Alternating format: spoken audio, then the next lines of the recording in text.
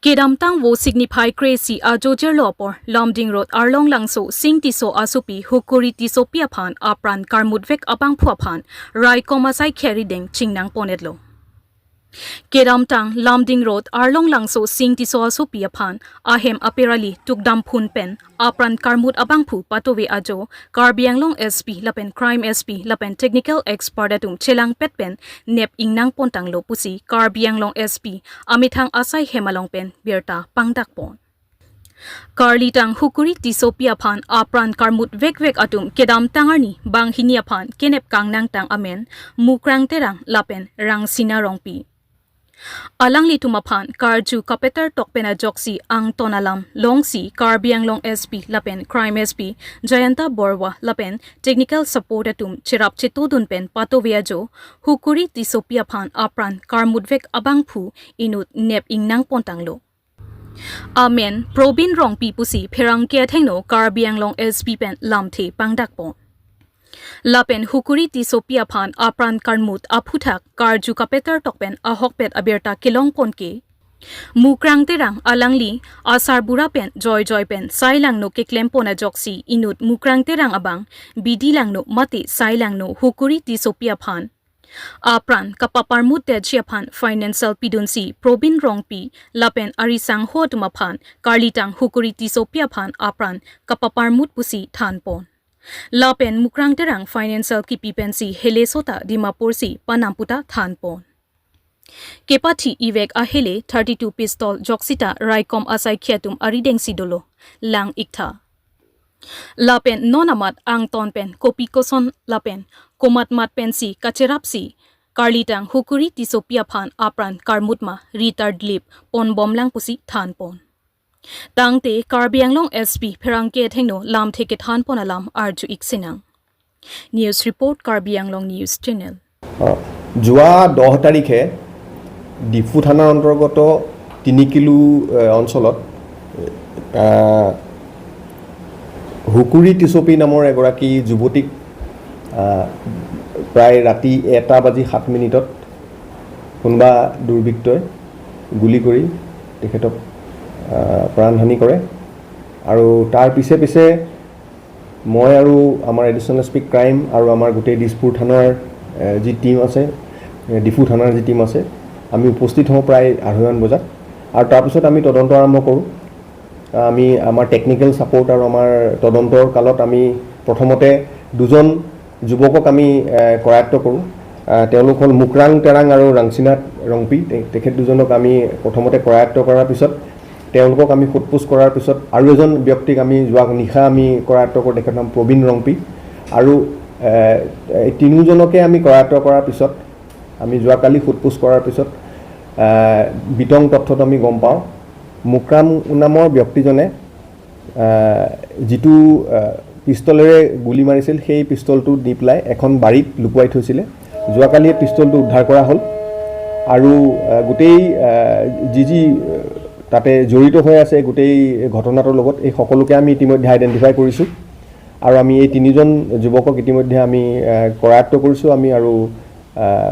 পৰৱৰ্তী পৰ্যায়ত এই ইয়াৰ যিটো কাৰণ কি কাৰণে হত্যা কৰিলে সেয়াও আমি কিছু প্ৰাৰম্ভিক আমাৰ তদন্তত আমি গম পাইছোঁ যুৱতীগৰাকীৰ মুকৰাং বোলা ব্যক্তিজনৰ দেউতাকৰ লগত এক ধৰণৰ সম্পৰ্ক আছিল বুলি এটা তথ্য আমাৰ ওচৰলৈ আহিছে আৰু সেই তথ্য সেই সম্পৰ্ক হোৱাৰ কাৰণে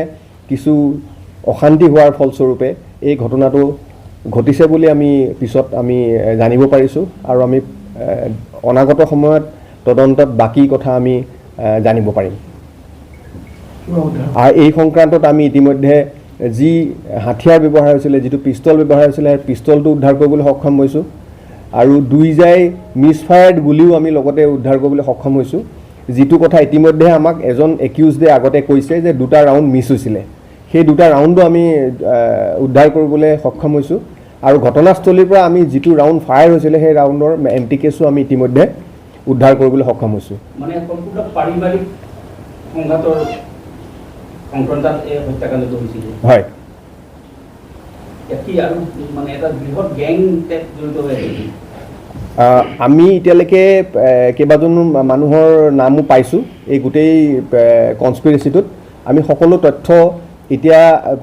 জনাব বিচৰা নাইকিয়া কাৰণ কিছু লোক ধৰিবলৈ বাকী আছে আৰু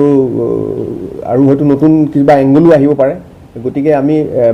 5-6জন মানুহক ইতিমধ্যে আইডেন্টিফাই কৰিছোঁ আৰু বাকী তদন্তৰ কালত কিবা নতুন থাকিলে আপডেট আপোনালোকক দিম আমি গম পোৱা মতে হাথিয়াৰটো তেওঁলোকে ডিমাপুৰৰ পৰা আনিছে বুলি গম পাইছোঁ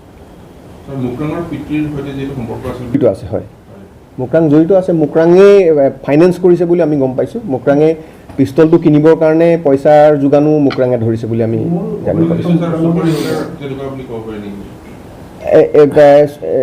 ছুপাৰী কিলাৰ বুলি একজেক্টলি ক'ব নোৱাৰি তেওঁলোকে একেলগে গোট খাই পেলাই গোটেই এটা কনস্পিৰেচি কৰি পেলাই কৰিছে এইটো তদন্তৰ পিছত পৰৱৰ্তী পৰ্যায়ত ওলাব আৰু এটা মুকৰাঙে এটা শকত ধনৰ তেওঁলোকক প্ৰলোভন দিয়াটো আমি এতিয়ালৈকে জানিব পাৰিছোঁ হয় হয় আৰু এতিয়ালৈকে যি খৰচ হৈছে সেই খৰচো সকলোবিলাক মুকৰাঙেই কৰিছে বুলি আমাৰ তদন্তত আমি পাইছোঁ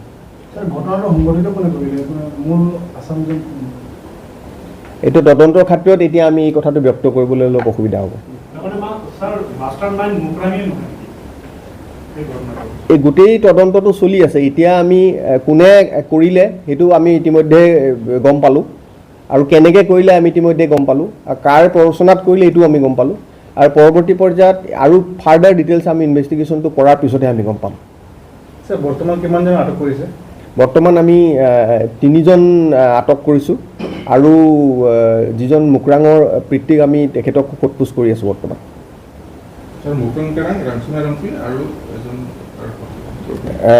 প্ৰবীণ ৰংপি হয় আমি এতিয়ালৈকে জানিব পৰা প্ৰাথমিক তথ্য মতে তেওঁ কেপিএলটি কোনোবা এটা গ্ৰুপত তেওঁ সদস্য আছিল বুলি প্ৰাথমিক সদস্য আছিল বুলি গম পাইছোঁ এইটো ভেৰিফিকেশ্যন আমি কৰি আছোঁ এতিয়া তেনেকুৱা তথ্য আমি পোৱা নাই এতিয়ালৈকে তেনেকুৱা ধৰণৰ কোনো ৰিপৰ্টিং বা পুলিচৰটো আমাৰ কোনো জনোৱা নাই আমি এইটো বাৰু আপুনি যেতিয়া কৈছে এইটো বস্তু আমি চাম এই তথ্য আমি এতিয়ালৈকে পোৱা নাই